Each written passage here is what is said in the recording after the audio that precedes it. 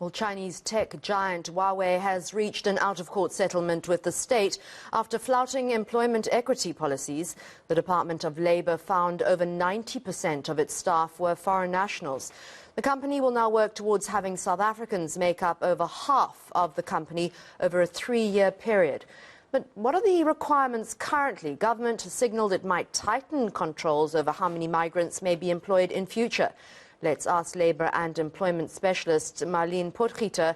She wrote about the original regulations of the Employment Equity Act. In fact, she wrote them.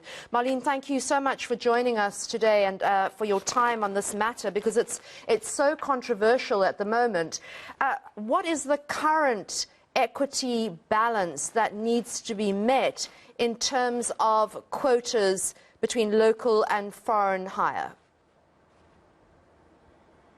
There's so many things in that sentence, Anika, that need to be addressed. Firstly, sorry, did I make that a very complicated question? Did I make that like one of those questions? Okay, let me just ask you that. Let me simplify it, because I did make it complicated. Let me unpack this. What is the current quota? Yeah, well, let me answer that first. So there is no quota. The way in which the Employment Equity Act is phrased, and it's important to separate the legislation that Larsen was talking about, the Immigration Act and the Citizenship Act and all those acts that is currently fueling this whole xenophobia discussion in South Africa, and the Employment Equity Act. In terms of the Employment Equity Act, which is what Huawei was taken to court on, there is no quota for foreign nationals, and there is no quota in itself. In fact, the Act actually makes quotas illegal. The way in which the Act is phrased says that companies have to attempt to achieve the demographics both locally and nationally to the best of their ability. But the Department of Labour has for quite a long time been very unhappy with the pace of change. And so the latest changes to the proposed changes to the legislation is to implement sector targets, which will effectively come down to a quota.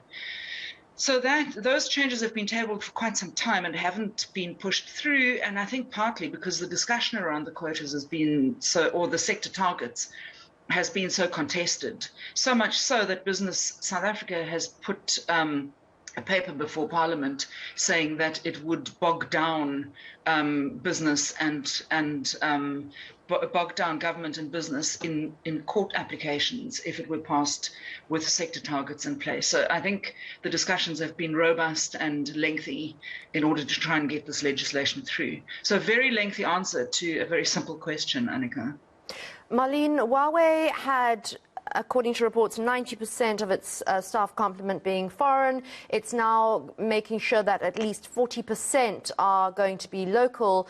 But surely one of the issues is, they say the Department of Home Affairs allowed for that. So the Department of Labour and the Department of Home Affairs are not really speaking to one another here.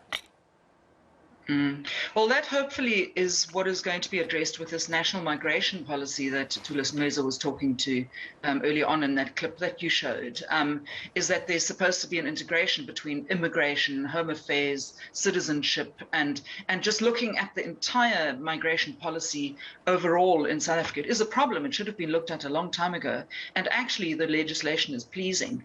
What Huawei was taken to court on, though, was the Employment Equity Act. And funnily enough, if you look at what we are benchmarked against as companies in South Africa, the economically active population, there is no quota for foreign nationals in that supposedly we're not supposed to be hiring for foreign nationals in terms of this particular legislation. What I mean by that is when companies are judged by the Department of Labour as to whether they're complying or not, they're benchmarked against the economically active population, which is published in the annual Commission for Employment Equity report.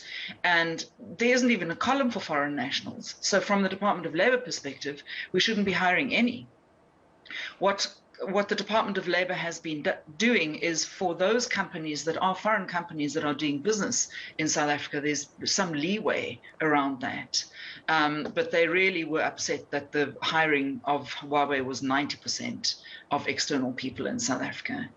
And, I can understand the sentiment. If you do business in South Africa, then, hire South Africans. That's the sentiment.